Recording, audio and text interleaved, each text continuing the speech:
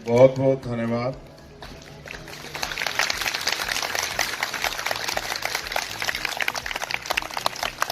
चार जनवरी को मुझे आपके आंदोलन की जानकारी मिली थी। पार्टी ऑफिस से मेरे पास संदेश आया कि स्मारक की सुरक्षा स्वच्छता के लिए जो भर्ती हुई थी उनका आंदोलन चल रहा है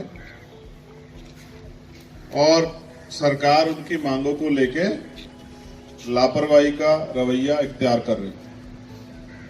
5 तारीख को आप लोगों को वार्ता के लिए शायद बुलाया गया, जिसमें आपके बीच जो आप ही के साथी हैं उनको वार्ता के लिए बुला के वीसी द्वारा अरेस्ट भी करा दिया गया, झूठे मुकदमे भी लगाए गए, सस्पेंड भी कर दिया गया। 5 तारीख को फिर मैंने सोशल साइट एक्स के माध्यम से, ट्विटर जिसको कहते थे पहले, उसके माध्यम से अपनी बात रखी और आपकी इस आवाज को, लड़ाई को मजबूत करने का मैंने प्रयास किया और सरकार से मांग की कि वो आपकी मांगों को सुने।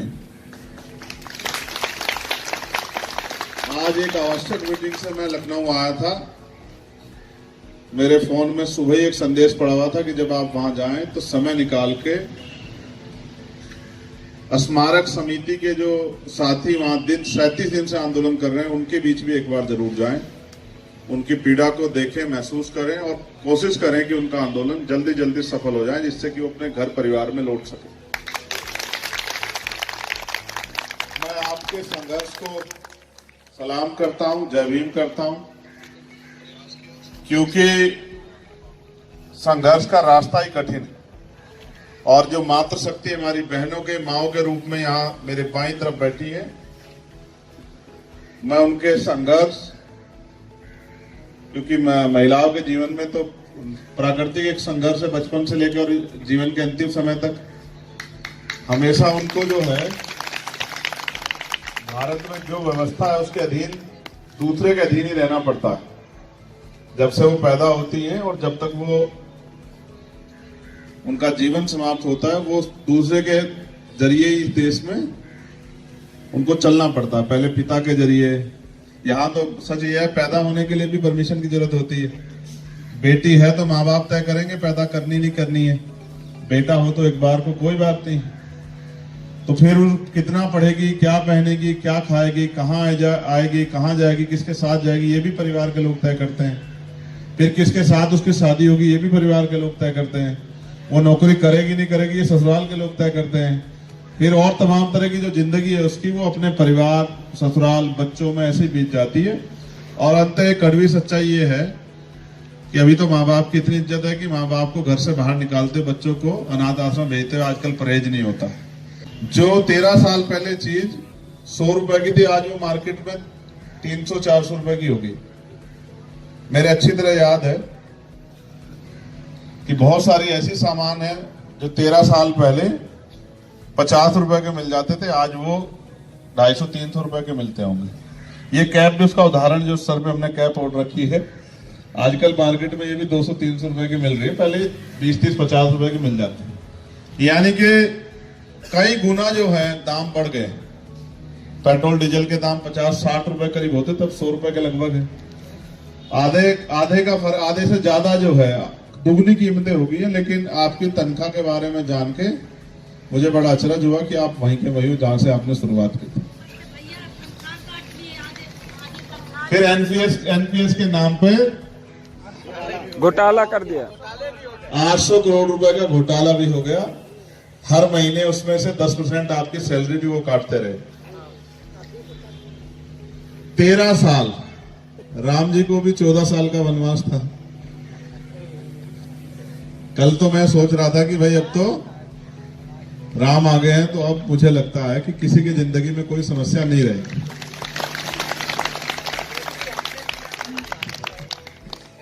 कोई भूखा नहीं सोएगा, किसी के पास पहनने के लिए कपड़े की दिक्कत नहीं होगी, किसी बहन बेटी का रेप हत्या नहीं होगी, अत्याचार नहीं होगा, किसी को घर में जलाया नहीं जाएगा, सताया नहीं जाएगा, किसी की वेतन विसंगतियां नहीं होगी, किसी के साथ घोटाला नहीं होगा, क्योंकि अब तो न्याय होना चाहिए। ऐसी मुझे भी उम्मीद है, मगर हो सकता है कि ये गलतफहमी हो जाए। लेकिन मेरी आशा है कि कुछ बदले, लेकिन उससे ज्यादा बदलेगा इस तरीके जिस तरीके से आप लड़ रहे हो।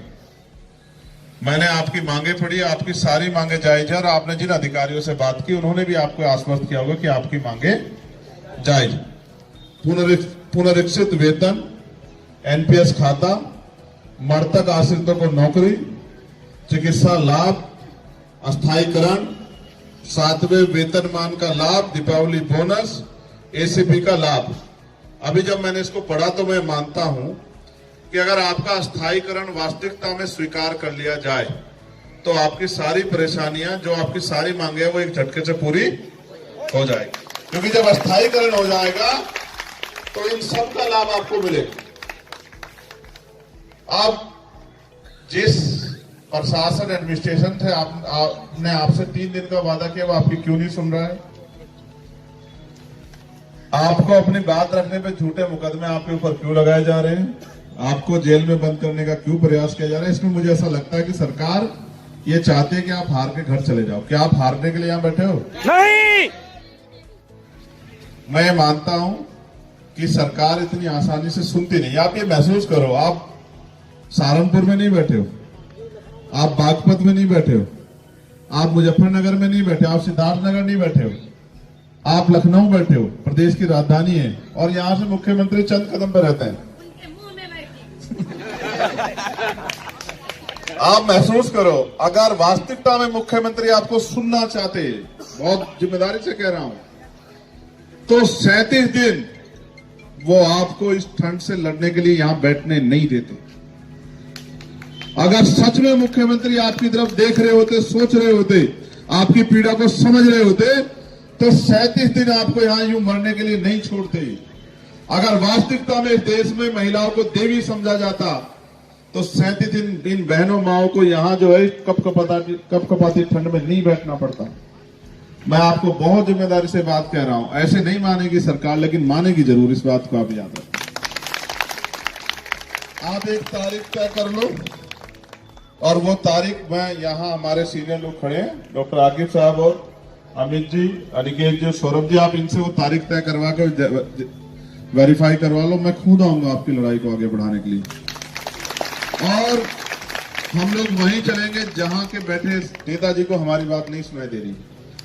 और आप विश्वास करो, जितनी तादाद में आप आओगे उससे ज्यादा तादाद में हमारी पार्टी के लोग यहां रहेंगे आपके पीछे खड़े होकर, और हम लोग आपके साथ चलेंगे, और हम ये बताएंगे कि किस तरह से हक के लिए उठने वाली आवाजों को सरकार कुचलने का काम कर रही है। सरकार को लगता है अगर कुचलने का काम किया जाएगा, जो अपने हक के लड़ रहे कोई बोलेगा नहीं, तो ये बात गलत है। मैं आपको कहूंगा कि आप अपनी लड़ाई को जारी रखें, क्योंकि ये ऐसे नहीं मानेगी। आप यहां बैठे रहोगे तो नहीं मानेगी। कुछ जा रहा है क्या उनका? भाई अगर उनको कोई परेशानी नहीं हो रही तो फिर आप उनको क्या फर्क पड़ता है?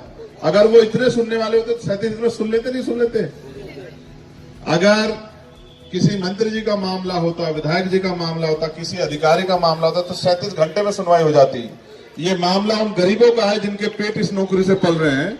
सरकार देने से तो गई, सरकार देने से तो गई, सरकार छीनने को उतारी होगी। ये है सरकार का सच। अच्छा तो ये होता कि वो आपको कहते कि आप काम पे पहुंचो, आपकी मांगे जायज है, इनको पूरा करके हम लोग देंगे। अच्छा तो ये होता। मैं अभी गया था, कहां, मरीन ड्राइव, वही एक कर्मचारी मुझे मिले अभी, जैसे मैं उतरा तो मैंने उनसे पूछ रहा था कि भाई कुछ समस्या अपनी बता दो क्या। तो उन्होंने कहा साहब हमारा धरना चल रहा है वहां। तो मैंने कहा वहां तो मैं जाऊंगा, लेकिन मुझे एहसास हुआ कि इन हालातों में भी हमारे लोग नौकरी करने के लिए मजबूर हैं, और जो आवाज उठा रहे हैं उनका मैंने सुना ट्रांसफर कर दिया गया है। कहां? बादलपुर, वही नोएडा के पास। चलो वहां तो मैं हूं, वहां तुम चिंता मत करो, वहां की टेंशन मत लो। मगर ये सही नहीं, ये सही नहीं।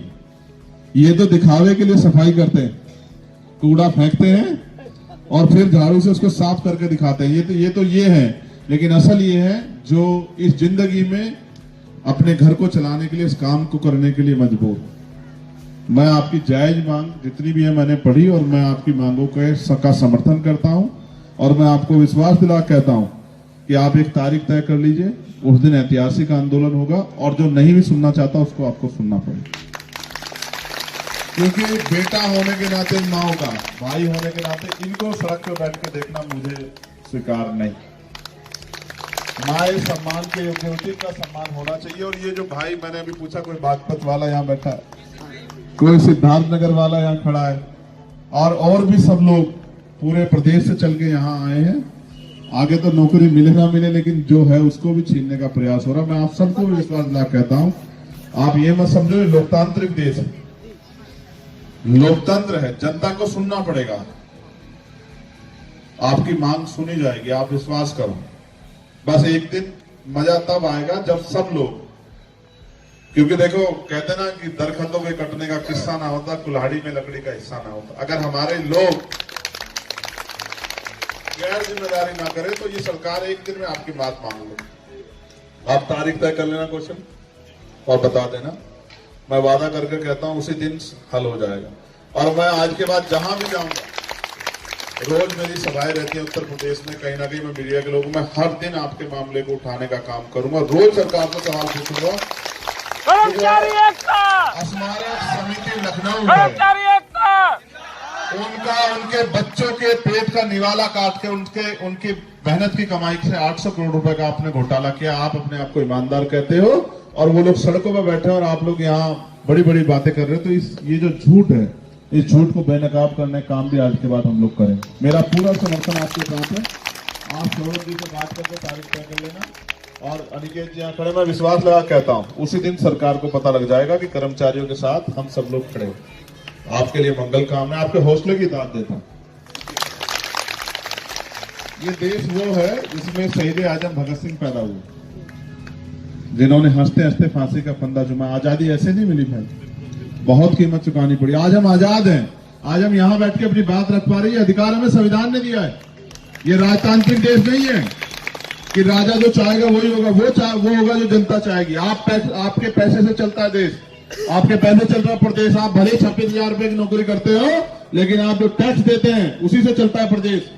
मुख्यमंत्री नहीं लाते जेब से पैसे, मंत्री जी नहीं लाते जेब से पैसे, आपकी मेहनत की कमाई से जो आप कमाते हैं उसका 90% इसी प्रदेश में खर्च होता है व्यवस्था के रूप में। आप जो पैसा खर्च करते हो किसी भी इंस्टीट्यूशन के जरिए, चाहे आप किराए में खर्च करो, सामान खरीदने में खर्च करो, कपड़े खरीदने में, ये जो तमाम टैक्स लगे हुए हैं वो पैसा जो सरकार, उससे सरकार चलती है। हमारा पैसा इधर से भी खा रहे हो घोटाला करके, और हम जो टैक्स में दे रहे हैं उसको भी खा रहे हो, लेकिन हमारी तरफ नहीं देख रहे। तो ये सरकार हमारी तो नहीं हो सकती।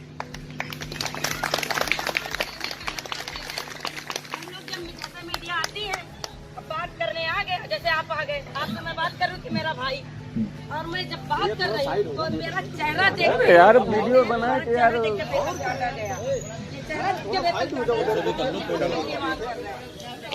देखो, मैं तो डॉक्टर बाबा साहब अम्बेडकर को मानने वाला हूँ। मेरी बहन, बाबा साहब ने कहा किसी भी समाज की तरक्की या किसी भी देश की तरक्की उस देश में रहने वाली महिलाओं की तरक्की से मैं मापता हूँ। जितनी उस देश में महिलाओं की तरक्की हुई है, मैं मानता हूँ उसी देश में उतनी तरक्की हुई। अगर महिलाओं के चेहरे देख के वेतन कटने लगा है, इसका मतलब महिलाओं को भारतीय जनता पार्टी के लोग अशुभ मानते हैं। तो फूंक दे जा सारी महिलाएं, ना महिलाएं रहेंगी ना जनसंख्या पैदा नहीं, होगा। देखो ऐसा है, ये तो प्रकृति ने दुनिया का सबसे अनमोल तोहफा दिया है इस दुनिया को। इनसे डरो मत ना। ऐसे अगर वीरांगनाएं डर जाएंगी तो फिर क्या? ये हमारी बहन, नाम क्या है तुम्हारा? बिंदु। परसों पीड़ा, मैं क्या पूछ रहा हूं, जब वो महिला जो ऐसे पुरुष पैदा करते हैं जो अपने आप को अहंकारी तानाशाह समझने लगते हैं, वो उसी महिला के पेट से तो जन्म लेते हैं ना। समझती है, महिला कमजोर नहीं होती है, वो अशुभ नहीं होती है। महिला जो है उसी से जन्म लेता हर इंसान। अगर मैं खड़ा हूं तो इसलिए खड़ा हूं, मेरी मां ने जन्म दिया। जो महिलाओं को अशुभ मानता हूं, जो महिला को बुरा मानता हूं, वो व्यक्ति नीच हो सकता है। महिला अशुभ नहीं होती। मैं फिर ये कहना चाहता हूं, उन्होंने गलत कह दिया तो आप अपने आप को क्यों सोचने लगी? भैया फिर भी लड़ रहे हैं, हम लड़ेंगे। लड़ो, बिना लड़े कुछ मिलता है क्या? लड़के ही आदमी पेट से भी बाहर आता है। अगर लड़ाई ना हो तो पेट में ही मर जाए, समझ लियो। जब पैदा होता है और जब तक जीता तब तक संघर्ष है। मैं अपनी बहनों से कहूंगा हौसला रख के लड़ो। आपसे भी आग्रह करूंगा, आप जीतना चाहते हो ना, आप देखो पहले तो यूनिटी बना के रखो। ये मेरा नहीं, आपका आंदोलन है, याद रखो। किसका आंदोलन है ये? मैं इसको अपना आंदोलन नहीं बनाना चाहता, समझ रहे हो? वरना कल वो लोग कहेंगे कि हम तो उनकी वजह से नहीं कर रहे हैं। मैं तो करवाना जानता हूं ना। मैंने यहाँ 69 शिक्षक भर्ती के बच्चे अभी बाहर बैठे हैं, मैंने उनकी भी 6800 लिखते रिलीज करवा दी थी, लेकिन फिर इस निकम्मी सरकार ने उनका अधिकार छीन लिया। मैं इस सरकार को जानता हूँ, लुटेरी है। एक तो लुटेरी होती है, एक तो होते चोरी करने वाले, एक होते लुटेरी डकैती करने वाले। वो सरकार है।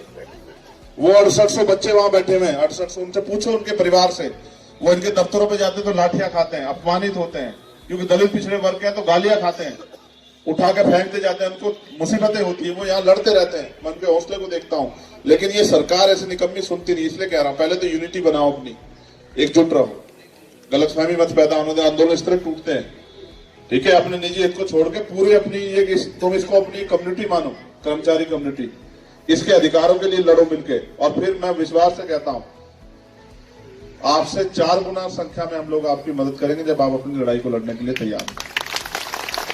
और यही नहीं करेंगे, पूरे उत्तर प्रदेश में करेंगे। हम पे संगठन है, पूरे देश में संगठन है, हर जिले पे कर देंगे हम।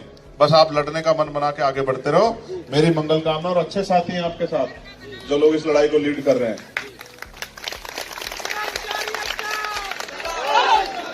रुक जाओ, अब लगवाना नारा। अगर ऐसी आवाज रहेगी तो कौन सुनेगा तुम्हारी आवाज? है ऐसी आवाज सुनेगा कोई? तो जोर से आवाज आनी चाहिए ना। ये रुक जाओ, खड़े हो जाओ, बिंदु में खड़े हो जाओ। अब लगाओ नारा। बहुत तेज तेज बोलते ना, हिम्मत करके लगवाओ। इसी को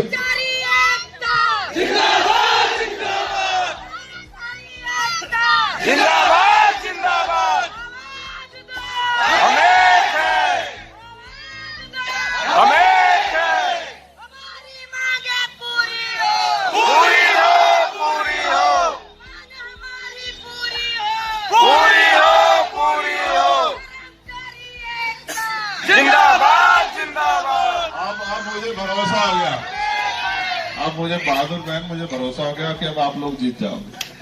मेरी आज की बात याद रखी। मैं जो कहता हूँ बहुत सोच समझ के कहता हूँ। मैं लड़ाई भी उनकी लड़ता हूँ जो अपनी लड़ाई खुद लड़ते हैं। जो अपनी लड़ाई खुद नहीं लड़ते ना, उनकी लड़ाई कोई लड़ ही नहीं सकता। पहले आदमी को अपनी लड़ाई खुद लड़नी पड़ती है। आप अगर 37 दिन ना बैठते, कौन आएगा आपकी मदद करने के लिए? जब आप 37 दिन से बैठे तो लोगों को विश्वास होगा कि आप लड़ोगे, क्योंकि अक्सर रहता है जिनकी लड़ाई लड़ने जाते हैं वही घर चले जाते हैं।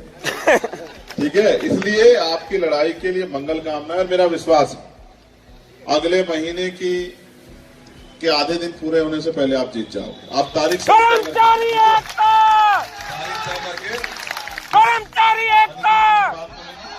और सौरभ किशोर जी से बस मुझे बता देना, मैं उस दिन छुट्टी रखूंगा, यहीं आ जाऊंगा। हाँ बस ठीक है। आप सबके लिए धन्यवाद। हिम्मत करके लड़ो। लहरों के विपरीत जो है वो जिंदा लोग तैरते हैं। लहरों के बहाव में मुर्दा बहते हैं। आप जिंदा हो इसलिए यहाँ बैठे हो, इसलिए दम लगा के लड़ो। घबराना मत। आपकी एक की नौकरी नहीं जाने दूंगा, वचन देके कह रहा हूँ। ये बात मेरी वचन से याद रखना। किसी एक व्यक्ति की नौकरी नहीं जाने दूंगा। जितने सस्पेंशन हुए हैं सारे सस्पेंशन वापस होंगे और आपकी मांगे पूरी होंगी। मेरी बात को याद रखना। कुछ दिन की बात है, बस दम के लड़ो और तारीख तय कर लेना। उस दिन देखना आप तारीख तय करना। मैं बता रहा हूँ, मुख्यमंत्री आवास के घिराव की तय करना, उस दिन ठीक कर देंगे सब। लोकतंत्र है, आप याद रखना मेरी बात को। और आगे हम रहेंगे लाठी खाने के लिए। हम देखेंगे सरकार की लाठियों में कितना जोर है। ठीक है,